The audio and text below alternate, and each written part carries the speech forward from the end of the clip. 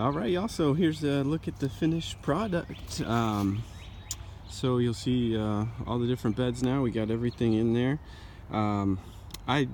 You'll see I spread some new mulch. I mean, to be honest with you, I just kind of like the way it looks. But then like over here with the tomatoes and the peppers, anything that's not gonna creep across the soil, I just kind of like to cover it up. A little less maintenance. I got a tip to do that last year from a gal that I know, and it worked. Last year it worked wonders. So a lot less maintenance around those plants with that mulch spread around. But then, like I said, I just kind of like the way it looks.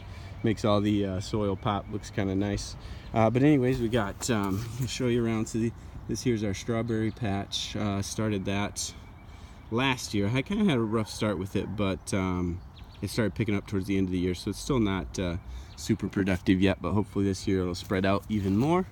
We got some musk melon here that we got going there.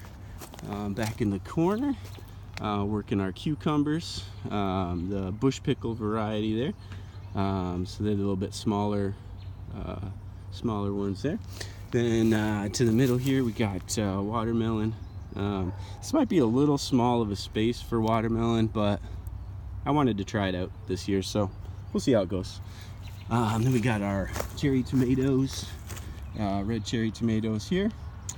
Plenty of room to climb and go. And we got the big beef tomato in the back. Then we got our orange blaze peppers in the front. Some nice peppers to munch on or put in salads. Then we got sweet corn. Got our whole row of sweet corn here. So I haven't done sweet corn before, but if this goes, holy smokes, we might have a lot of sweet corn.